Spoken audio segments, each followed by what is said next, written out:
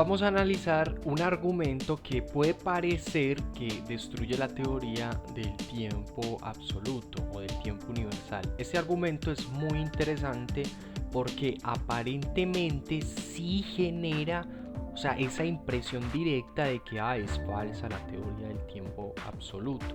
Vamos a ver cuál es.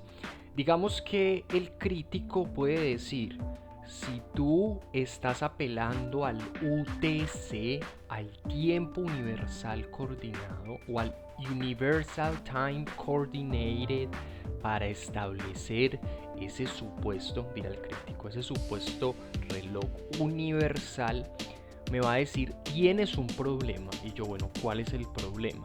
Me va a decir: resulta y sucede que ese UTC, ¿cierto?, se compone de un promedio entre diferentes relojes atómicos que están situados pues en diferentes lugares del mundo, y entonces ellos se promedian, y a partir de ahí la ciencia lo que hace pues con ese promedio que establece entre relojes es generar el UTC que nos va a servir, digamos, para luego ajustar las diferentes zonas horarias.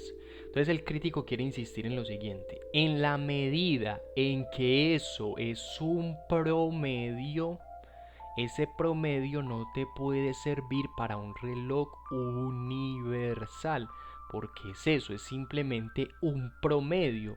Ahí no está mostrando, digamos, la conexión entre todos esos diferentes relojes, sino que solamente diría, tú estás tomando los diferentes relojes, le estás arrojando un promedio, como todos esos relojes sueltos, sacaste un promedio y a partir de ahí generaste un reloj universal. Y claro, alguien que analice este tipo de argumento va incluso a conectar de manera inmediata con lo que estaría diciendo el crítico, incluso puede llegar a invalidar ese tiempo absoluto. Porque si por ejemplo tú te imaginas, digamos, 3 personas, 3 chicos, y cada uno de esos chicos tiene diferentes edades, tú sacas un promedio de las edades que tengas, tú no vas a ver la universalidad de esos 3 chicos, o sea, la relación universal entre esos 3 chicos, sino que simplemente lo que vas a ver es un promedio entre esas 3 edades. Entonces a ti te va a quedar como la impresión de que esta propuesta teórica o esta teoría me está haciendo como una mala jugada, una trampa. Pero no, ya vamos a aclarar cómo ese promedio realmente expresa una universalidad para el tiempo. O más bien vamos a ver cómo todos esos relojes atómicos que componen al UTC están conectados incluso aunque se genere un promedio. ¿Qué es lo que pasa? Vamos a imaginar que acá tenemos el planeta Tierra. El planeta Tierra no es un círculo perfecto, eso hay que tenerlo en claro. Entonces acá estoy haciendo un ejemplo, ¿cierto? Entonces, ¿qué es lo que va a pasar? Que recordemos que los diferentes relojes atómicos están en partes variadas de la Tierra.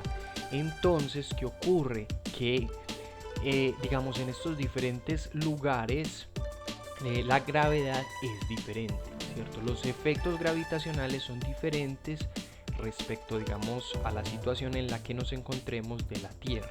Y si tenemos en cuenta que no es un círculo completo, o sea, no es como una esfera perfecta, pues esto queda más en evidencia acá, las diferencias gravitacionales de donde situemos los relojes, digamos. Entonces, ¿qué sucede? Que recordemos que la manera que he empleado yo para que tú puedas entender fácil cómo opera este reloj universal es que los efectos gravitacionales a mayor gravedad, ¿cierto? Por ejemplo, si el reloj atómico estaría más cerca de la Tierra, lo vamos a simular con, estos van a ser los relojes. Estos relojes, y aquí estaría como el resultado del promedio, estos diferentes relojes, al simular mayor gravedad, lo que vamos a hacer es que la circunferencia va a ser más grande. Entonces, ¿qué va a ocurrir? Que aquí lo estamos simulando, aquí estaríamos simulando un reloj que estaría mucho más cerca del centro de la Tierra, porque si te fijas la circunferencia es más grande que esta. Entonces, ¿qué ocurre? Que si tú recuerdas los videos anteriores que hemos trabajado sobre las ruedas y sobre, digamos, lo que conectaría a las ruedas, por ejemplo, un cable, y además tú te puedes imaginar un cable, una correa, pues como una cinta. ¿Qué pasa? Si nosotros establecemos la conexión entre cada una de estos relojes, por ejemplo, vamos a poner la cinta, digamos así, vamos a ponerle un color a la cinta. Y si yo establezco la cinta, porque me equivoqué, digamos, para que es, o sea, digamos que establecemos una cinta así, todo alrededor, ¿cierto? Entonces, ¿qué pasa? ¿Qué va a mostrar esto? Va a mostrar cómo todos estos relojes están conectados, ¿cierto? Y cómo este moviéndose, como tiene la circunferencia mayor, le va a costar más porque está a mayor gravedad, ¿cierto? Y cómo a este pequeño, a este reloj pequeño que tiene menor gravedad implicada, se va a mover más rápido. Pero si tú te fijas, todos estos relojes que estarían conectados, esos relojes atómicos, no están mostrando que el tiempo está separado, sino que aquí están mostrando una conexión de ese tiempo universal. Están mostrando que se puede generar una situación de equivalencia entre todos estos relojes, ¿cierto? Porque vemos que no terminan siendo tan diferentes entre sí. Es decir, si este reloj se empieza a mover, este reloj de acá abajo, ese reloj atómico que tendría mayor gravedad, este movimiento de la cinta también afecta a este otro reloj. Y también afecta a este, y también afecta a este, y también afecta a este. Siempre se va a estar moviendo, y este también, y este también, y este también, y este también.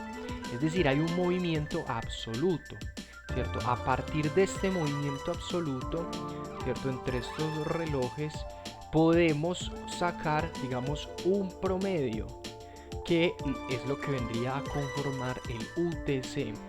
Si tú te detallas el análisis que estamos haciendo acá tan sencillo, vas a ver que este promedio entonces está mostrando un reflejo de la relación entre todos estos relojes. No es que se está saliendo, no es que es un asunto caprichoso este reloj universal, sino que aquí tú puedes ver la conexión. O sea, inicialmente, sin esta cinta que hemos puesto azul, que hemos ejemplificado como una cinta azul, tú podrías haber visto cada uno de estos circulitos como relojes marcando tiempos diferentes, y no podrías como haber captado, bueno, cuál es la relación entre los relojes, o cómo hago para captar ese reloj absoluto o ese tiempo absoluto.